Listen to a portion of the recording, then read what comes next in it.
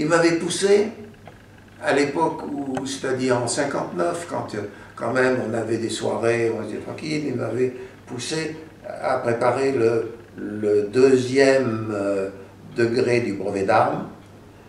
J'avais préparé le deuxième brevet en question, le deuxième degré du brevet en question, et je suis parti début août 60 à Oran, au quartier Egmul, pour faire un stage et passer cet examen. Malheureusement, quand je suis arrivé à Oran, j'étais pas bien. Donc rapidement, c'était un dimanche, je me suis pointé, c'était un samedi, je me suis pointé à l'infirmerie. À l'infirmerie, on m'a dit d'aller me coucher dans tel endroit.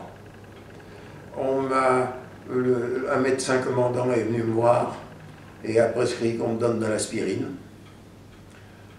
J'ai été de plus en plus malade, vomissant, urinant à cajou, dans un état ne pouvant plus me tenir debout, ne pouvant plus boire une cuillerée à soupe d'eau. Et le lundi matin, le commandant m'a foutu dehors. J'ai fait 10 mètres.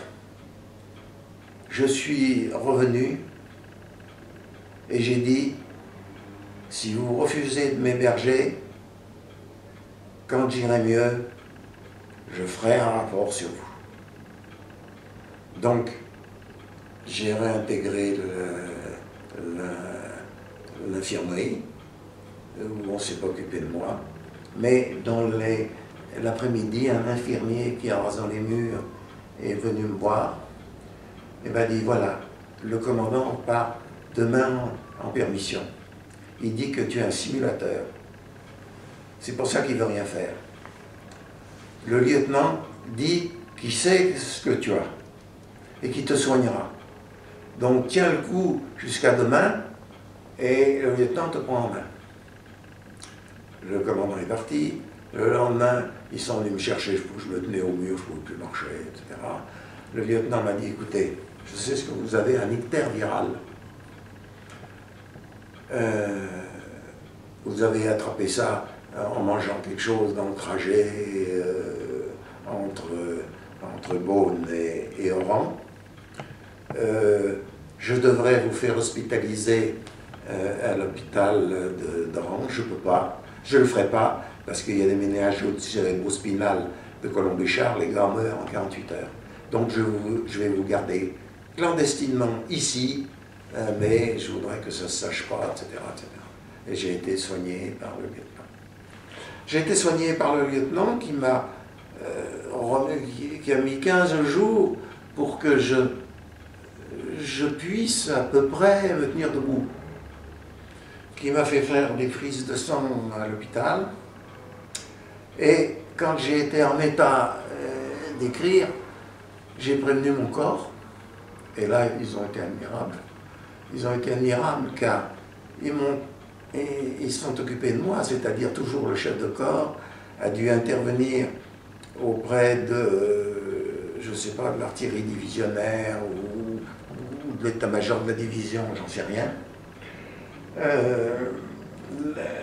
lesquels sont intervenus auprès du corps d'armée, lesquels sont intervenus auprès de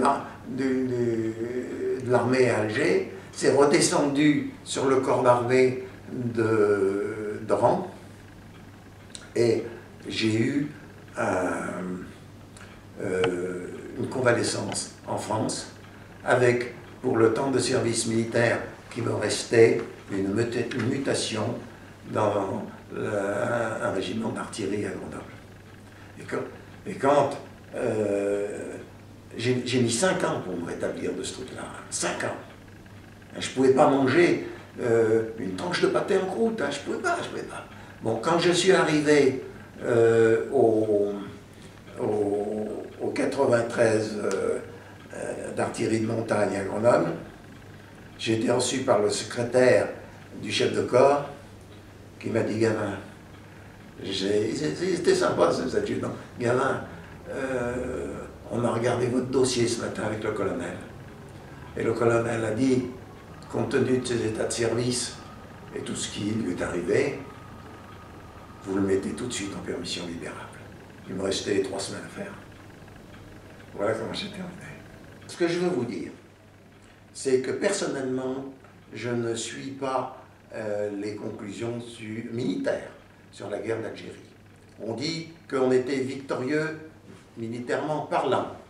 C'est vrai, il n'y avait plus de grandes unités de l'ALN en état de rentrer en Algérie et de se circuler en Algérie. Mais, étant donné que les différents corps, quelle que soit leur spécialité, avaient des responsabilités territoriales, il leur appartenait d'écumer ces régions, de les assainir et de les tenir en main. Or, avec le mépris qu'ils avaient pour l'infanterie, si ce n'était pas des fantassins, ils n'en faisaient rien, ou ils ne savaient pas faire.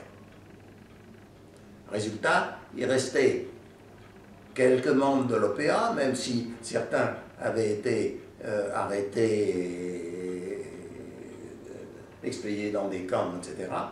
Et il restait toujours ce qu'ils appelaient un sergent-chef R et L, liaison et renseignement. Et ça suffisait à maintenir en main la population.